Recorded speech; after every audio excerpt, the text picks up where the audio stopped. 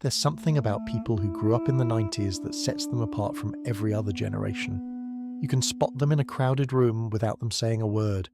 It's not just the way they light up when someone mentions a forgotten cartoon, or how they instinctively know the sound a dial-up modem makes. It's something deeper, something that lives in the quiet spaces between their thoughts. They carry a particular kind of awareness, a strange mix of optimism and skepticism that seems almost contradictory until you understand where it came from. The 90s were a decade caught between worlds. The Cold War had ended, the internet was just beginning to whisper its promises, and for the first time in decades, the future felt genuinely hopeful. Yet beneath that surface, optimism lay the seeds of everything that would later unravel. The kids who grew up during this time absorbed both the hope and the uncertainty, creating a generation that would become uniquely equipped to navigate contradiction. These are the people who remember when technology was magical rather than invasive, who experienced the last gasps of analog childhood before everything became digital, who witnessed the birth of the modern world while still maintaining one foot firmly planted in a simpler time. And that experience, that particular vantage point, shaped their psychology in ways that continue to influence how they see the world today. What makes someone who grew up in the 90s different isn't just nostalgia for Saturday morning cartoons or flannel shirts. It's the way their minds were formed during a decade of unprecedented transition. They developed a psychological framework that allows them to hold multiple truths simultaneously, to find comfort in uncertainty, and to maintain hope even when evidence suggests otherwise. Understanding this psychology reveals not just who they are, but why they think and feel the way they do about everything from relationships to career choices to the state of the world itself. The 90s child learned early that change was the only constant. They watched the Berlin Wall fall on television, witnessed the rise of personal computers, and saw their parents navigate economic uncertainty with a mixture of determination and anxiety. They absorbed these experiences through developing minds that were still forming their fundamental understanding of how the world works. This created a generation that would become remarkably adaptable, but also perpetually restless. Think about the media landscape they consumed. Saturday morning cartoons gave way to Nickelodeon's endless programming. MTV still played music videos between shows that pushed boundaries in ways that felt rebellious but safe. Movies like Jurassic Park and The Lion King dominated theaters, offering stories that balanced wonder with underlying darkness. Even children's entertainment carried weight, addressing complex themes through accessible narratives. This wasn't accidental. The 90s represented a cultural moment when creators felt free to explore deeper meanings without the cynicism that would later define entertainment. The psychological impact of growing up during this time cannot be overstated. These children learned to process information differently than previous generations. They experienced the world as both expansive and intimate simultaneously. Global events felt immediate thanks to 24-hour news cycles, yet local communities still maintained their importance. Technology promised connection while also creating new forms of isolation. Every advancement seemed to come with its own shadow, teaching 90s kids to approach progress with cautious enthusiasm rather than blind faith. School experiences during this decade were particularly formative. Educational systems were experimenting with new approaches to learning while still maintaining traditional structures. Computers appeared in classrooms, but teachers often knew less about them than their students. The internet existed, but remained largely mysterious to most adults. This created an environment where children felt empowered to explore and discover independently, while still operating within established frameworks. The result was a generation comfortable with self-directed learning and skeptical of authority figures who claimed expertise in rapidly changing fields. Social dynamics in 90s classrooms reflected the broader cultural tensions of the time. Diversity was increasingly celebrated, yet segregation still existed in subtle ways. Anti-bullying campaigns emerged alongside the recognition that childhood cruelty could have lasting psychological effects. Mental health began entering mainstream conversations, though the language remained limited. Children during this time learned to navigate complex social hierarchies while developing awareness of emotional intelligence concepts that previous generations rarely discussed openly. The economic backdrop of their childhood created its own psychological imprint. The 90s economy appeared robust, yet many families experienced financial instability beneath the surface optimism. Parents worked longer hours to maintain middle-class lifestyles that seemed increasingly expensive. Children observed this tension between public prosperity and private struggle, developing an understanding that appearances often mask deeper realities. This awareness would later manifest as healthy skepticism toward institutions and marketing messages that promised easy solutions to complex problems. Popular culture during this time reflected and reinforced these psychological patterns. Television shows like The X-Files taught viewers to question official narratives while maintaining hope that truth could be discovered. Sitcoms like Friends presented idealized relationships while acknowledging the difficulties of adult life. Music ranged from grunge's authentic angst to pop's manufactured optimism, giving listeners permission to feel multiple emotions simultaneously. This cultural diet created minds comfortable with ambiguity and resistant to simple explanations. Technology played a particularly crucial role in shaping 90s psychology. These children witnessed the transformation from analog to digital in real time. They remember life before cell phones, yet they adapted quickly to new communication methods as they emerged. They experienced both the freedom of unmonitored childhood exploration and the early stages of digital surveillance. This dual exposure created a generation that understands technology's potential while remaining aware of its dangers.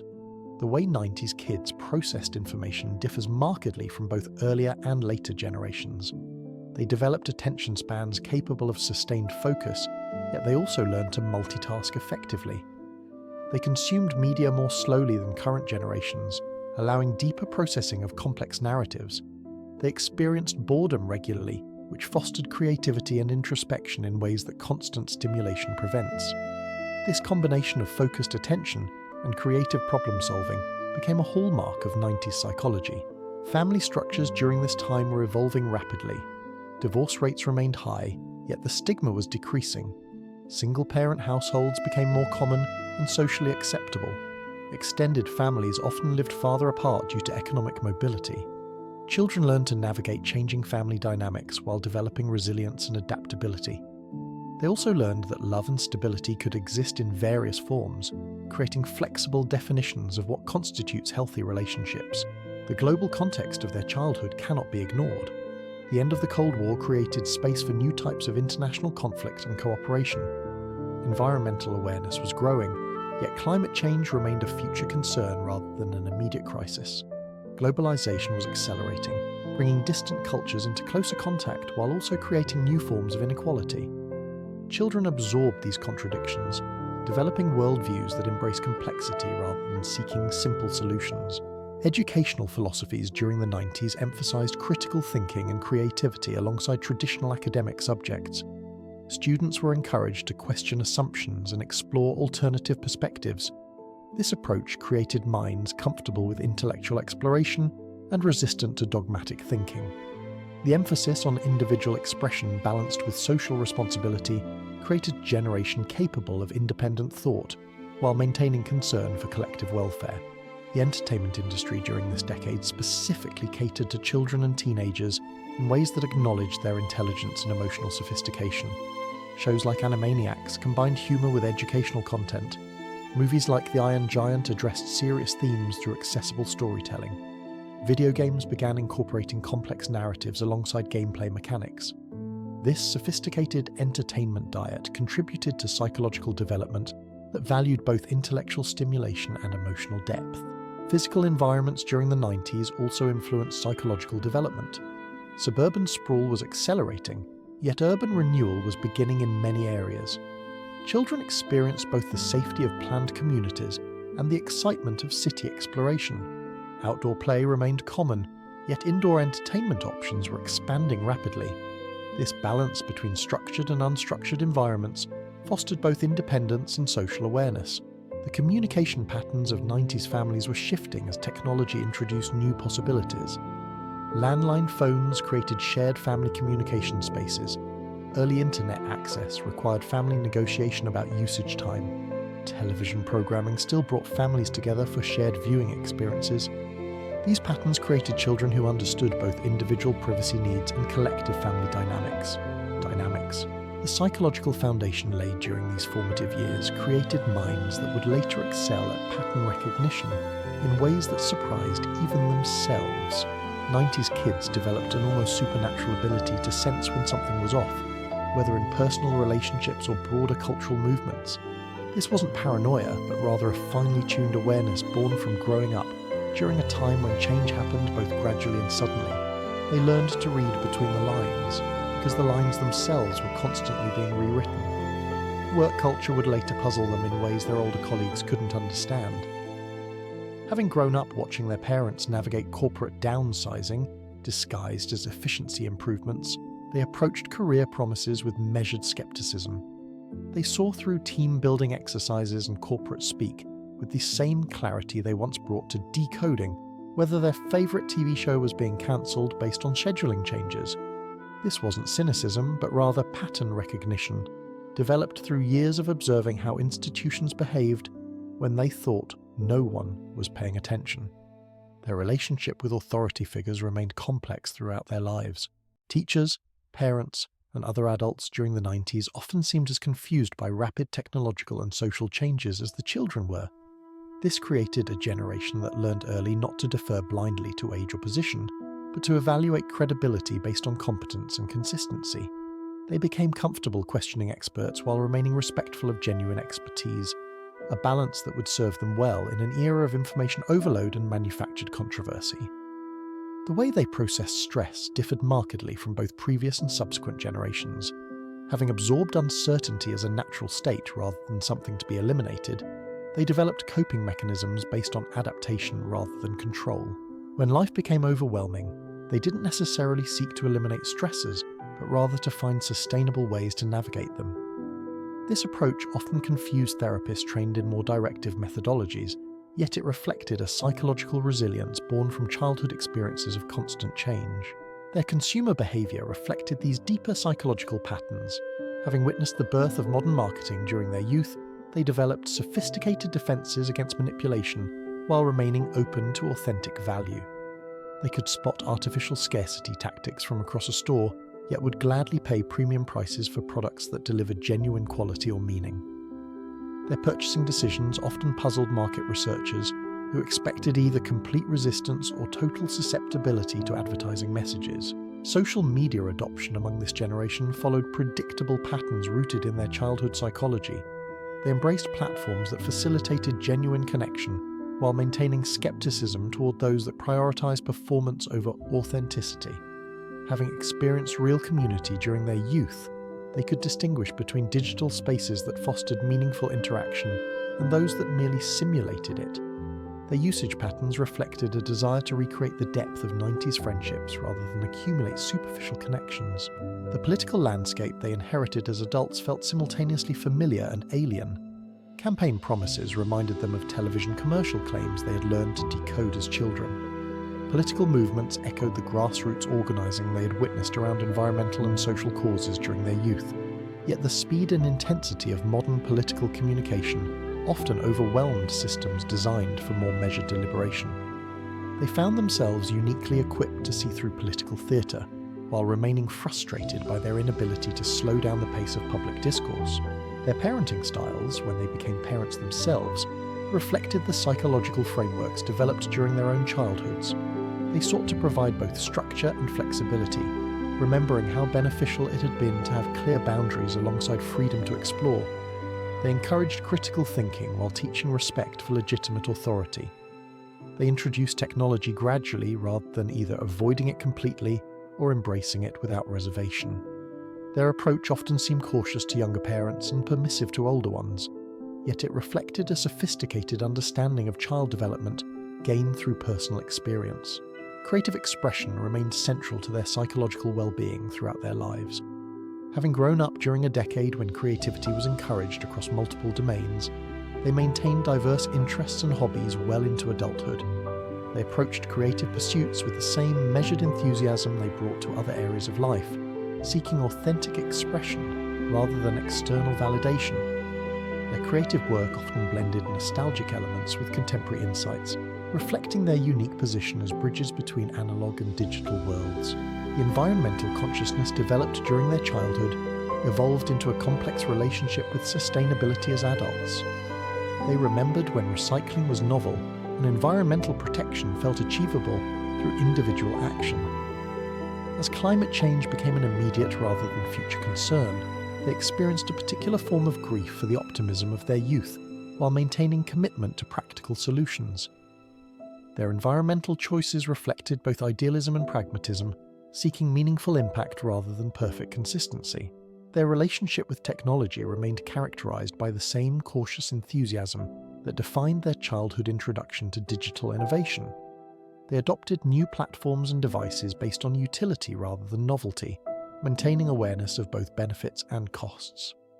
Having witnessed the entire arc of internet development, they understood how technological tools could enhance human connection or undermine it depending on how they were designed and used. This perspective made them valuable mediators in generational conflicts about technology's role in society. Financial decision-making among this generation reflected psychological patterns established during their formative years. Having observed both economic optimism and underlying instability during childhood, they approached money with careful planning, tempered by awareness that circumstances could change rapidly. They saved for security while remaining open to calculated risks. Their investment strategies often puzzled financial advisors who expected either extreme conservatism or reckless speculation rather than the nuanced approach that characterized most 90s psychology. The healthcare system challenged them in ways that revealed deeper aspects of their psychological makeup. Having grown up when mental health awareness was emerging but still stigmatized, they approached psychological care with both openness and skepticism. They valued therapeutic relationships based on genuine understanding rather than prescribed methodologies. Their wellness practices often combined traditional approaches with alternative methods, reflecting their comfort with multiple perspectives on complex problems. Community involvement patterns among this generation reflected their childhood experiences of both local engagement and global awareness. They sought meaningful participation in causes they understood, while maintaining skepticism toward organizations that seemed more focused on fundraising than impact. Their volunteer work often emphasized direct service over administrative roles, preferring tangible results over abstract metrics.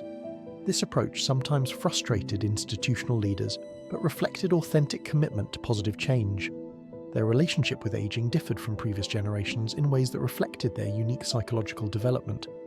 Having absorbed change as natural rather than threatening, they approached midlife transitions with curiosity rather than crisis. Physical changes were acknowledged without being catastrophized. Career shifts were seen as evolution rather than failure. This perspective didn't eliminate the challenges of aging, but provided frameworks for navigating them that emphasized adaptation over resistance. The way they approached romantic relationships revealed perhaps the most intimate aspects of their psychological formation. Having witnessed both the idealized love stories of 90s media and the complex realities of their parents' marriages, they entered adulthood with expectations that seemed contradictory to outside observers. They craved deep emotional connection while maintaining fierce independence. They believed in lasting love while preparing for the possibility of change. This wasn't pessimism disguised as realism, but rather a sophisticated understanding that authentic relationships required both vulnerability and strength. Dating culture confused them in ways they struggled to articulate. The swipe-based efficiency of modern romance felt alien to minds that had learned to value gradual discovery. Having experienced friendships that developed slowly through shared activities and repeated encounters, they approached romantic connections with similar patience. They sought partners who could engage with complexity, rather than those who offered simple compatibility.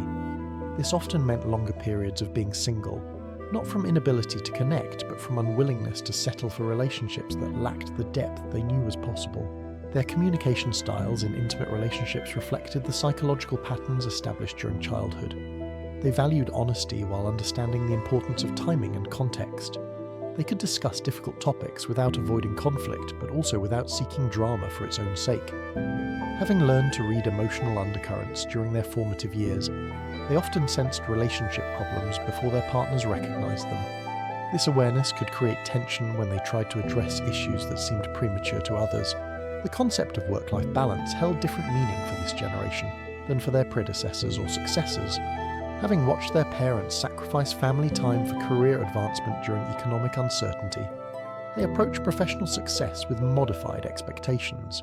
They valued meaningful work over prestigious titles, sustainable schedules over maximum earning potential. This didn't mean they lacked ambition. but rather that their ambition was tempered by awareness of what truly mattered in the long term. Career changes felt natural rather than disruptive to minds that had absorbed transition as a fundamental aspect of existence. They switched industries, returned to school, and pursued entirely new directions without the anxiety that such moves generated in previous generations. Their psychological flexibility, developed through childhood experiences of constant change, served them well in an economy that demanded adaptability. They could reinvent themselves professionally while maintaining core identity elements that provided continuity across different roles. The entrepreneurial spirit among this generation often surprised economists who expected either risk aversion or reckless speculation. Instead, they approached business ventures with the same measured enthusiasm they brought to other areas of life. They launched companies based on genuine problems they wanted to solve rather than market opportunities that seemed lucrative. Their business practices often emphasize sustainability and employee welfare alongside profitability, reflecting values developed during their youth, when corporate responsibility was emerging as a legitimate concern. Their relationship with news and information consumption revealed sophisticated media literacy skills developed through childhood exposure to both traditional journalism and emerging alternative sources. They could identify bias without dismissing entire publications, fact-check claims without becoming paralyzed by uncertainty, and maintain informed perspectives without falling into information addiction. Having learned to navigate contradictory messages during their youth, they approached current events with healthy skepticism balanced by genuine curiosity. Travel patterns among this generation reflected their unique psychological relationship with both familiarity and novelty. They sought authentic cultural experiences while maintaining awareness of their impact as visitors.